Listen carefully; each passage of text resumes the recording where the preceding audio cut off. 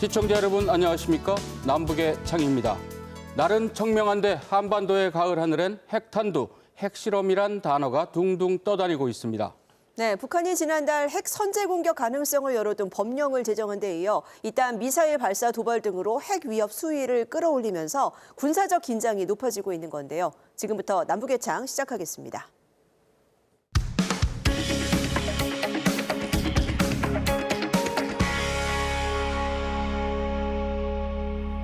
북한이 군용기 10여 대를 동원해 9.19 군사합의에 따른 비행금지구역에 접근해 시위성 비행을 하고 NLL 북방한계선 북쪽 해상의 완충구역에서 방사포 사격을 하는 등 동시다발적인 도발을 감행했습니다. 최근 보름간의 대대적인 핵미사일 훈련을 진행한 뒤 도발 수위를 한껏 높이고 있는 겁니다. 특히 방사포 사격에 대해서 윤석열 대통령은 9.19 남북 합의 위반인 건 맞다고 밝혀서 군사합의 파기 가능성을 내비쳤고 합동참모본부는 동시다발적 도발에 대해서 엄중히 경고하며 즉각 중단할 것을 강력히 촉구하는 대북 경고 성명을 발표했습니다.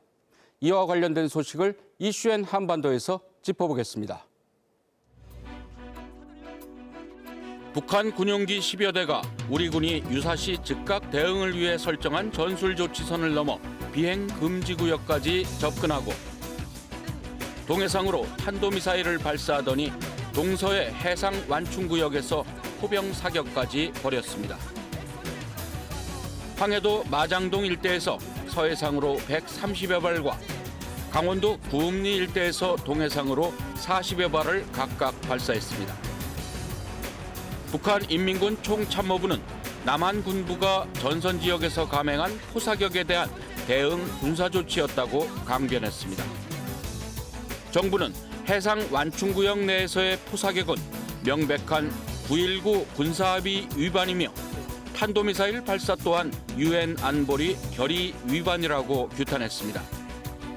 또 2017년 이후 5년 만에 북한의 핵미사일 개발에 관여한 개인 15명과 기관 16곳을 독자 제재 대상으로 추가 지정했습니다. 남북 9.19 협의 위반인 건 맞습니다. 북의 이런 도발에 대해서 하여튼 나름 빈틈없이 최선을 다해서 대비태세를 구축해 나가고 있고 12일엔 순항미사일 2발을 발사하며 전술핵 장착용으로 실전 배치된 것이라고 주장했습니다. 지난달 25일부터 보름간은 7차례 탄도미사일 발사를 통해 전술 핵무기 운용 훈련을 실시했는데 집중 도발 표적도 상세히 공개했습니다. 9월 28일 남조선 작전지대 안의 비행장들을 무력화시킬 목적으로 진행. 지난달 28일에 쏜 단거리 탄도미사일로 우리 군의 스텔스 전투기 F-35A가 배치된 청주 공군기지를 공격할 수 있습니다. 6일 평양 삼석에서 쏜 초대형 방사포 KN-25로는 우리 군의 심장부인 충남 계룡대를 직격할 수 있습니다. 만약 한미가 북한에 대해서 선제 타격을 시도한다고 하면은 북한은 곧바로 한국의 주요 군 지휘 시설과 항만 등을 타격할 수 있는 그런 능력을 갖고 있기 때문에 북한에 대해서 호전적인 태도를 보이지 말고 자중하라 이런 강압적인 메시지를 보였다고 할 수가 있습니다.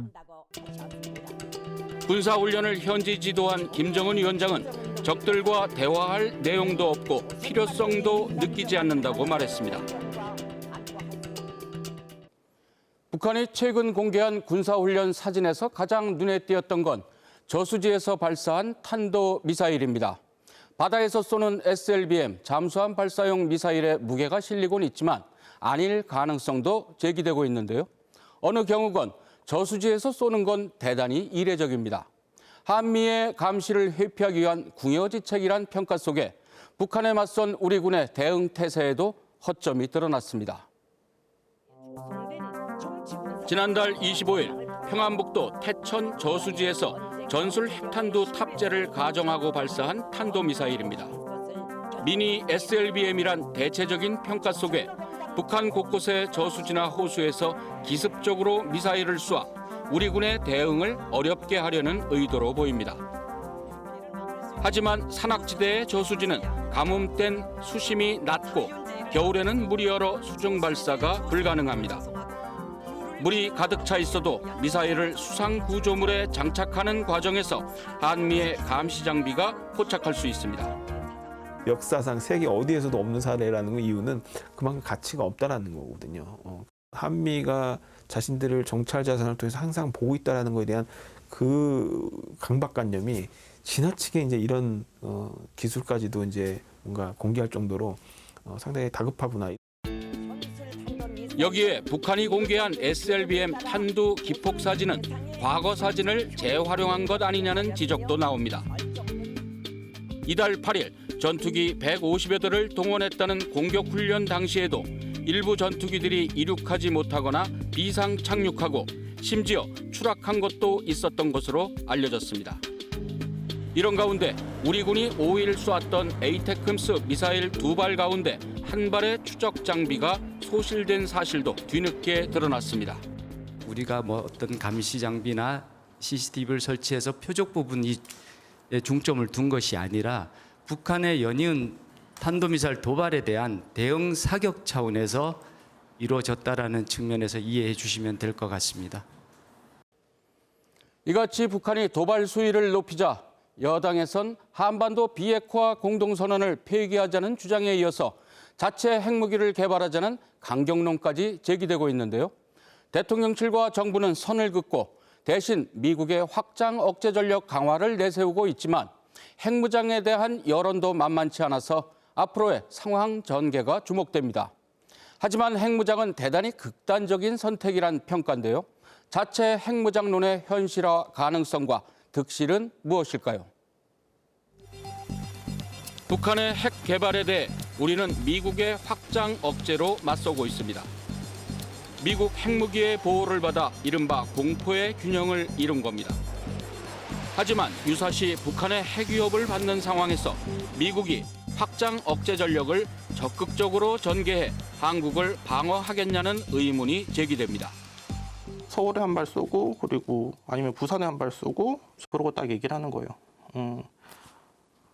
남북 간의 내전이고요. 미국은 여기에 참전하지 마세요. 우리는 미국이 참전을 하는 순간 우리는 미 본토로 이 전략 핵을 쏠 겁니다. 이렇게 이제 센 표현들을 그냥 한 귀로 듣고 한 귀로 흘려버리면 전쟁 나서 핵무기를 썼는데 쟤들 진짜 썼네? 이러면서 아무것도 못하는 상황으로 간다고요. 이 때문에 자국의 중대한 국가 이익이 위태로울 경우 NPT 탈퇴를 보장하는 핵확산 금지 조약 10조 1항을 주목해야 한다는 주장입니다.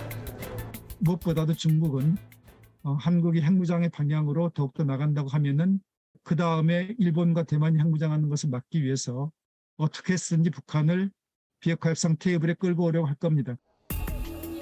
그래도 북한이 비핵화 협상에 나오지 않으면 우리도 자체 핵무장에 나선 뒤 핵군축 협상을 제의해 비핵화를 시도하자는 주장도 나왔습니다.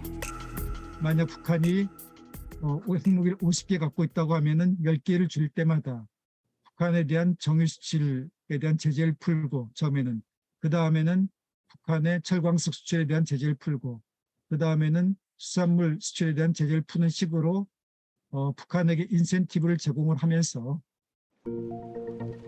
하지만 한국의 핵무장은 비현실적이고 가능성도 낮다는 평가입니다. 무엇보다 열쇠를 쥐고 있는 미국이 부정적입니다. 한국의 핵무장은 이란 등 핵무장 추진 국가들에게 명분을 주며 NPT 체제를 사실상 붕괴시킬 수 있고 한국 방어는 확장 억제 공약으로도 충분하다는 입장입니다. 미국이 그나마 동북아나 전 세계적인 패권을 유지하고 질서를 잡을 수 있었던 거는 핵을 쥐고 있었기 때문에 그런 거거든요. 근데 그 조정을 순간에 놓는다. 그래서 너나 너 없이 다 가질 수 있는 상황이 됐다. 통제가 안 되는 거죠. 패권 질서 유지 자체가 안 되는 거거든요. 미국의 반대를 무릅쓰고 핵무장을 추진할 경우 북한처럼 유엔 등의 제재를 받을 수 있고 그렇게 되면 무역 의존도가 절대적인 우리 경제는 심각한 타격을 입게 된다는 분석입니다. 실제로 제재가 시작되면 가장 먼저 들어올 수 있는 게 원자력 산업 부분입니다. 한국의 그 핵연료는 전부 수입을 하고 있거든요. 그렇게 되면 그 한국 전력 생산의 뭐 한 15% 내외를 차지하고 있는 원자력 가동이 중단될 우려가 있습니다. 한국의 주력 산업들의 그 수출이 급락할 수 있고, 그럼 한국 경제 자체도 굉장히 성장률이 마이너스 성장 내지는 뭐 하락하는 이런 추세로 갈 수 있다. 이런 가운데 정치권과 학계 일각에선 1991년 미국이 철수시킨 전술핵을 다시 배치해야 한다는 주장도 나오고 있어 정부의 고민이 깊어지고 있습니다.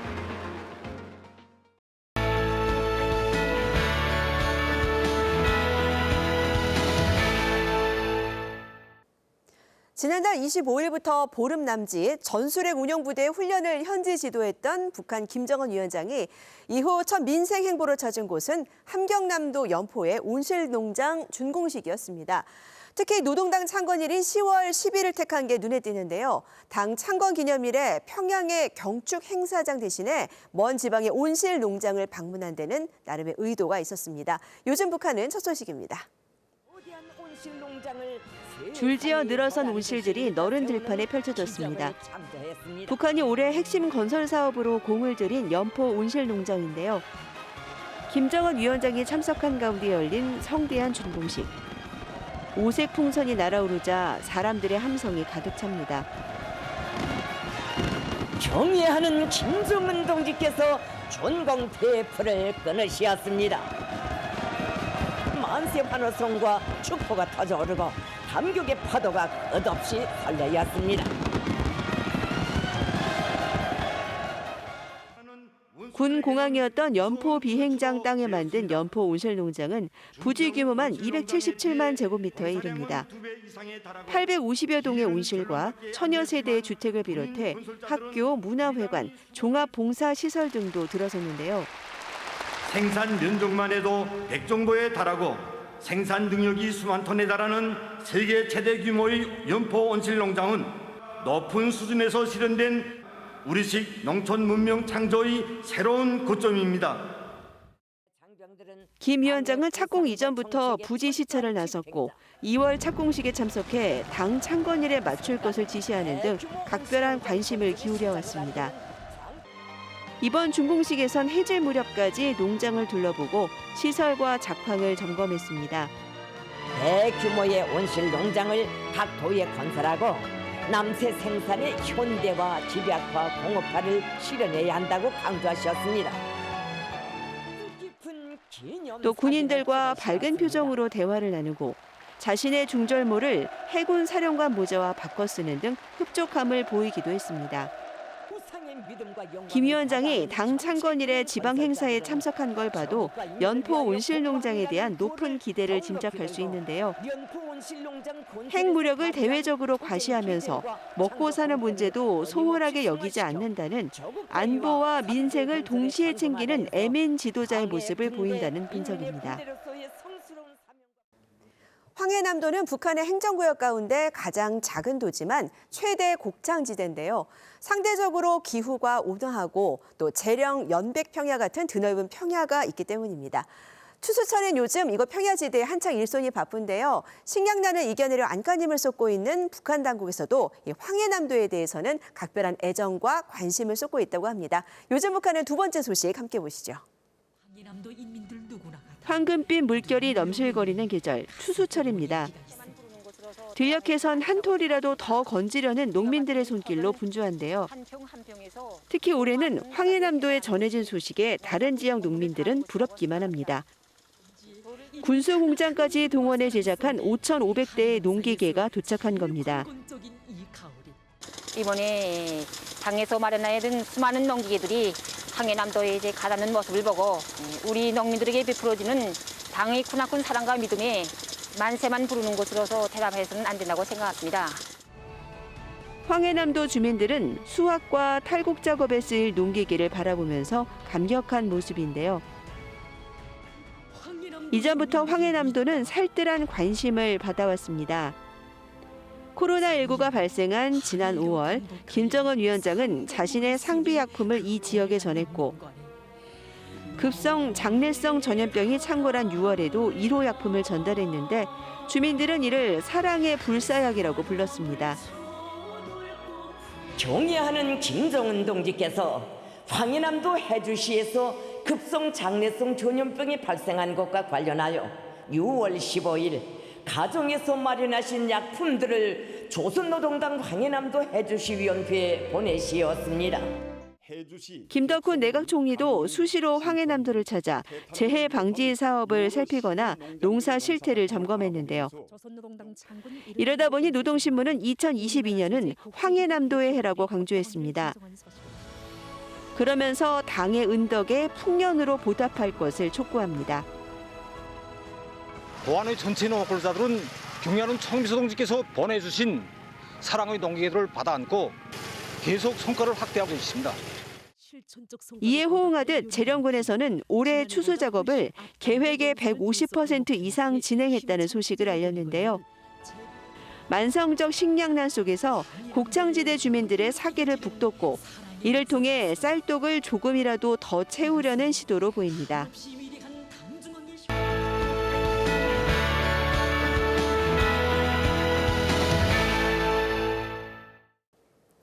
북한이 이달 10일 당 창건 기념일에 전술핵 미사일 발사 훈련을 공개하며 무력을 과시했는데요. 내부적으로는 대규모 불꽃 축제를 벌이면서 한껏 잔치 분위기를 만들었습니다. 네, 해마다 당 창건일이면 음악 공연도 열려서 주민들에게 다가가는데요. 북한에서는 중요한 행사가 있을 때마다 이렇게 음악 공연이 빠지질 않습니다. 김정은 위원장 집권 이후엔 공연 무대도 꽤 화려해졌는데요. 북한에선 음악 정치라는 말이 나올 정도로 음악을 주민 결속의 중요한 수단으로 삼고 있습니다. 네, 북한의 이 음악 공연은 어떻게 변해왔고 또 이걸 바라보는 주민들의 마음은 어떤지 클로저 북한에서 짚어봤습니다. 한복과 양복을 차려입은 청춘 남녀들. 대규모 집단 무도회에 나서 모처럼의 한때를 즐깁니다. 주체 사상탑을 배경으로 한 폭죽은 평양의 밤하늘을 수놓습니다. 여기 대동단반에 아름다운 일만경이 펼쳐졌습니다. 광장 중앙에 노동당 마크가 만들어지자 행사는 절정에 달했고 청년들은 합창으로 충성을 다짐합니다.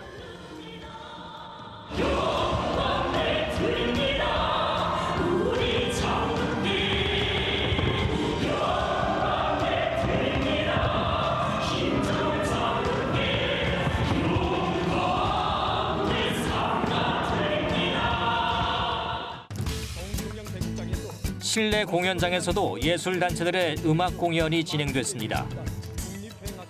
국제 분위기를 연출을 이제 한 거는 지금 굉장히 어려운 시기를 지나고 있지만 우리가 사회주의 체제를 굳건히 지키고 있다라는 그런 자부심들을 신겨주고자 하는 그런 의도로 볼 수가 있을 것 같고, 북한에서는 음악 정치라고 표현하는데요. 북한 주민들의 사상을 독려하거나 또 체제 결속을 위해서 반드시 필요한 것이 바로 음악이라고 할 수가 있죠. 김정은 국무위원장은 집권과 동시에 자신만의 음악 정치를 구축해왔습니다. 대표적인 것이 집권 첫 해 창단한 모란봉악단. 쌍두마차인 청봉악단도 김정은 시대의 대표적인 악단입니다.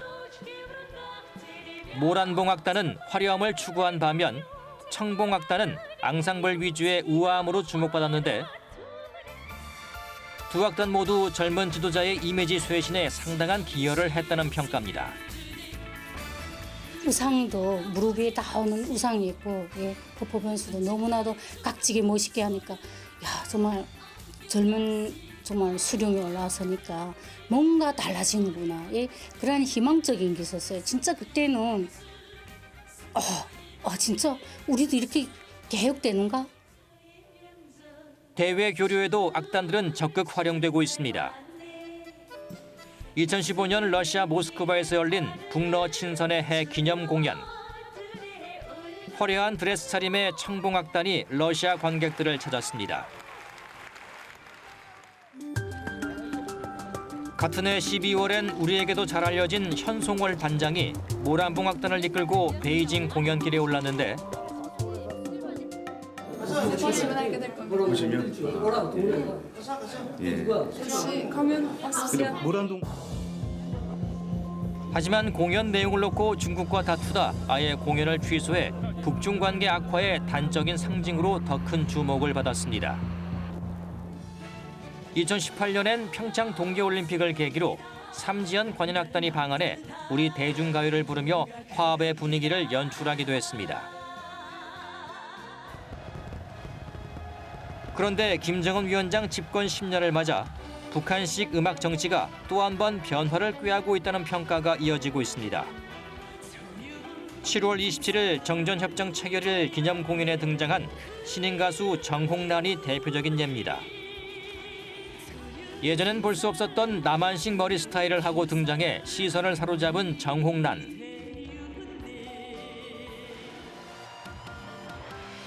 9월 9일 열린 공화국 창건 경축 공연에도 어김없이 등장했습니다. 꽃향기 넘치는 들판보다도 억새인 산악이 되고 싶어라.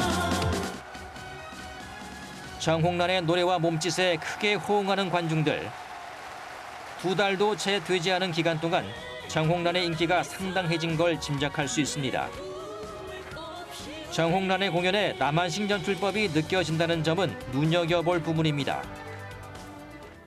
이와 관련해선 가수 이선희 씨의 2018년 평양 공연을 주목해야 한다는 분석입니다.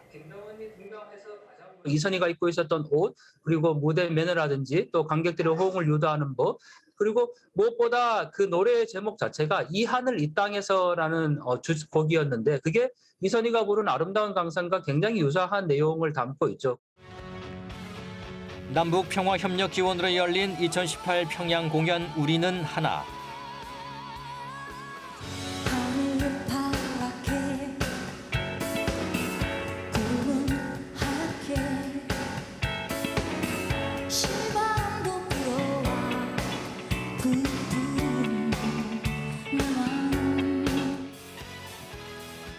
당시 이선희 씨의 의상과 노래, 관객들의 호응을 유도하는 방식까지 정홍란의 무대가 참고했다 싶어 보입니다.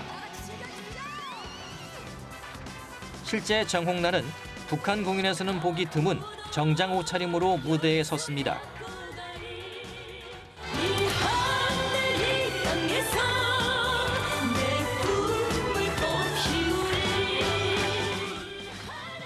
노랫말도 체제 선전보다 나라 사랑에 가깝고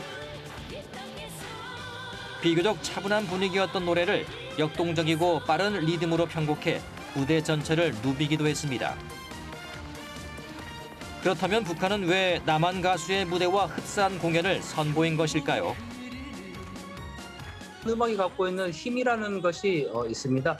특히 새 세대들을 겨냥을 해서 이런 음악들, 그 남한의 마치 쇼를 즐기고 있는 듯한 그런 음악들을 선보이면서 사회주의 체제에 또는 북한식 우리식 사회주의 체제의 우월성을 강조하고 있는 것으로 보이고 김정은이 가장 강조하는 것이 청년들의 새 세대들의 사상 통제인데 바로 이 북한식의 음악을 남한식 스타일로 바꾸면서 남한의 음악과 경쟁하고자 하는 그런 의도가 있는 것으로 보입니다.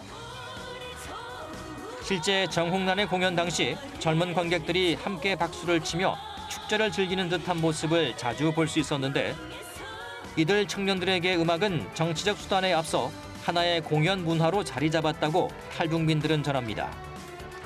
사실 이것도 어찌 보면 한류 영향이 좀 크다고 말할 수 있는데 한국 영화나 뭐 또는 한국 그 콘서트를 많이 보면서 그 팬 문화가 생겼고 공연을 일부러 가서 찾아보고 이런 문화가 생기면서 조금 같이 즐기는 그런 게 형성됐나 봐요. 즐길 거리로 확실히 예전보다는 자리를 잡고 있는 것 같아요.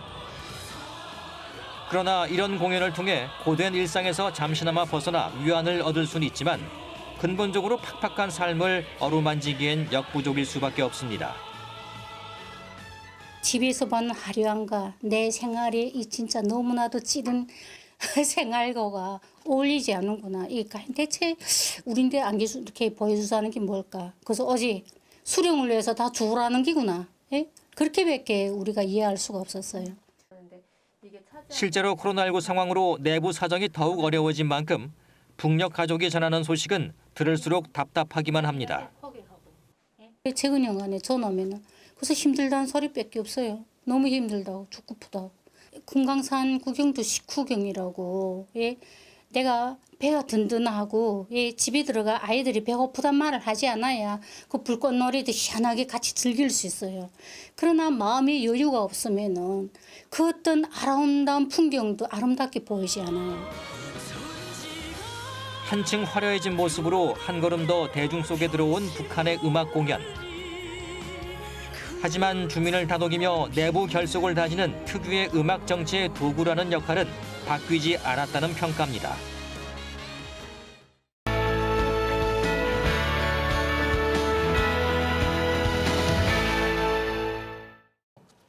한반도 정세는 점점 얼어붙고 있지만 역사의 시계를 잠시 돌려보면은 남북 간엔 훈풍이 불던 때도 있었습니다.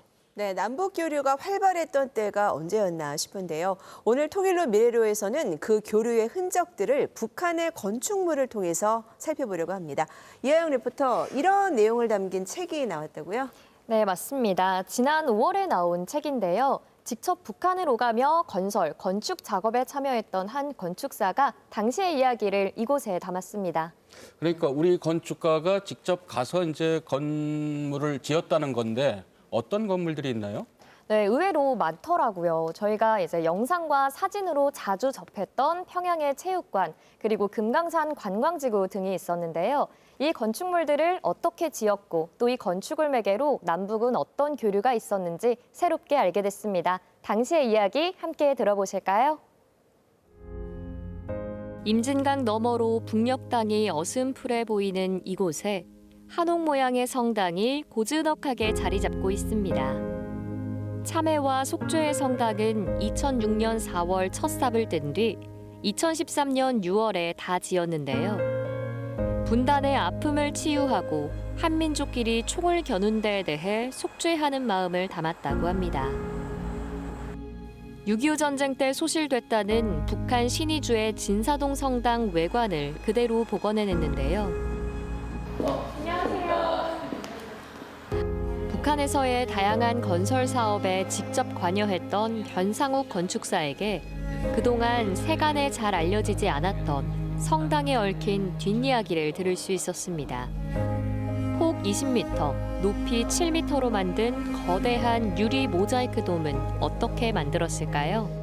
북쪽에다가 이런 그 성당을 짓고 그 성당 내부에 이제 장식을 하기 위한 이런 성화를 요청을 하니까 만수대 창작단에 있는 그 예술가분들이 단동에 가서 작업을 하면 가능하다고 얘기를 해서 그 7분이 단동에 오셔서 체육관을 빌려서 이 모자이크 작업을 했고요. 2분은 국문미술가였다고 합니다. 우리가 디자인을 보내면 북쪽에서 제작하고 다시 넘겨받아 모자이크를 설치하는 식으로 6개월이 넘게 걸렸다고 합니다. 이제 매일 작업하는 걸 사진으로 찍어가지고 인터넷으로 이제 서울로 보내면 그 서울에서 그 사진을 보고 작업 과정을 확인을 해서 뭐 어떤 것들이 좀 보완이 돼야 된다라든지 이런 것들을 그렇게 작업을 마무리한 것으로 알고 있습니다. 이렇게 남북 주민의 땀방울이 함께 녹아있는 미술품은 국내에서 거의 찾아볼 수 없다고 하는데요. 평화라는 글씨가 남북 간의 어떤 화합과 평화를 염원하는 그런 기도의 의미를 가지고 있는 것으로 알고 있습니다. 한반도 평화를 염원하며 남북이 교류했던 역사가 이곳에 이렇게 남아있는데요. 북녘에서도 남북이 함께 작업했던 건축물들을 찾아볼 수 있다고 합니다. 11번 이제 선수들이 소개되고 있습니다. 남북 선수들이 손을 맞잡고 줄지어 들어섭니다. 특별한 경기가 치러진 이곳은 평양 유경 정주영 체육관인데요. 이 체육관의 건설 관리를 담당했던 변상욱 건축사는 2003년 개관 당시를 아직도 생생하게 기억하고 있습니다. 평양 유경 정주영 체육관 개관식 할 때 그 농구 경기를 했었습니다.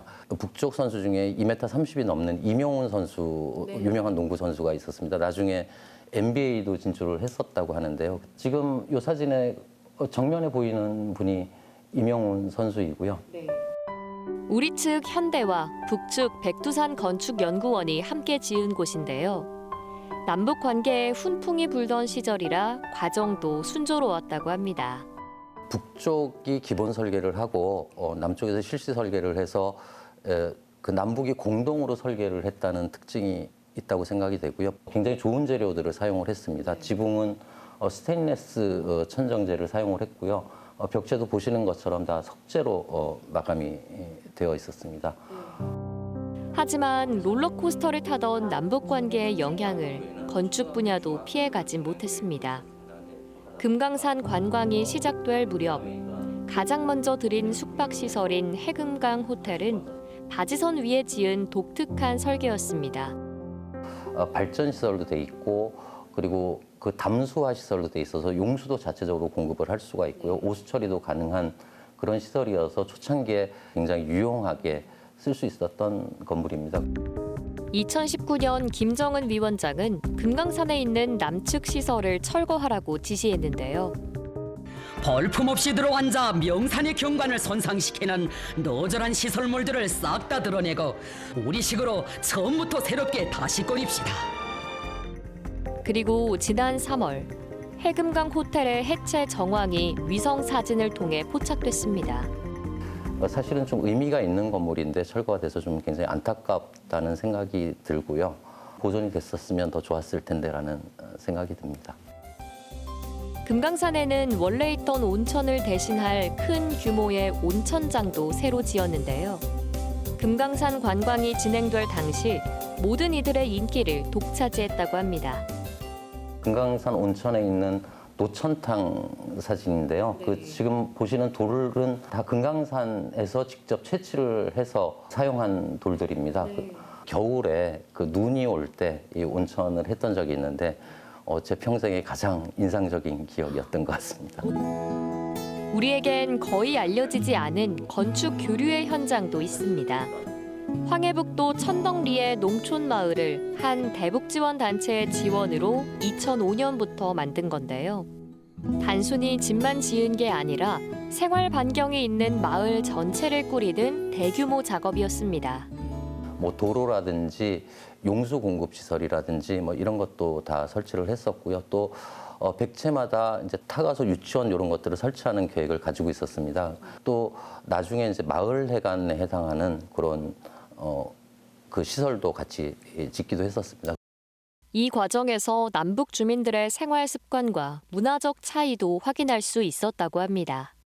이제 화장실은 원래 수세식 변기로 짓는 것을 제안을 했었습니다. 그런데 북쪽에서는 이제 그 인분을 그 비료로 써야 되기 때문에 수세식이 아니고 저희가 알고 있는 그 재래식으로 설치를 해달라고 해서 재래식 변기를 좀 사용을 했었고요. 그러나 2008년 이후 남북 관계는 급속히 악화됐고 건설도 중단됐습니다. 이제 남북 관계가 좀 안 좋아지다 보니까 400채 정도를 짓고 중단이 된 그런 상황이었습니다. 그래도 천덕리 농촌마을은 기존의 건축물과는 다른 의미 있는 공동 작업이었다고 자평합니다. 북쪽 주민들한테 직접적으로 도움을 줄 수 있는 이런 시설을 지은 것은 거의 최초였다고 생각이 되고 또 거의 유일한 거라고 생각이 됩니다. 남북은 한때나마 사람이 오가고 그 공간을 마련하기 위해 건축을 매개로 소통했던 귀중한 경험을 공유하고 있는데요. 이제 남북이 공동 설계를 한 것들이 몇 개가 있긴 하지만 그것이 뭐 만나서 같이 작업을 하지 못했거든요. 그래서 북쪽 사람들하고 같이 같은 공간에서 이렇게 논의를 하면서 좀 디자인을 해보는 그런 일들을 좀 해보고 싶습니다. 꽁꽁 얼어붙은 관계가 풀리면 다시 한 공간에서 남북의 건축가들이 머리를 맞대며 평화를 위한 작업을 함께 하기를 꿈꿔봅니다.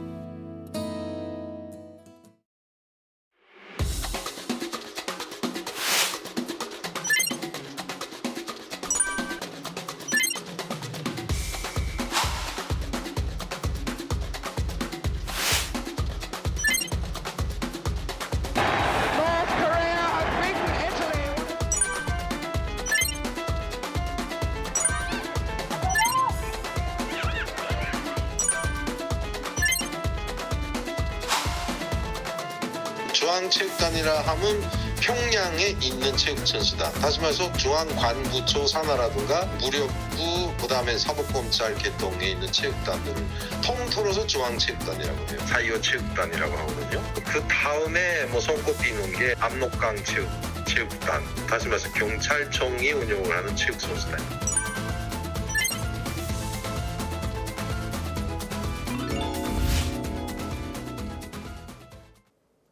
나라의 안보가 연일 위협을 받고 있는데요.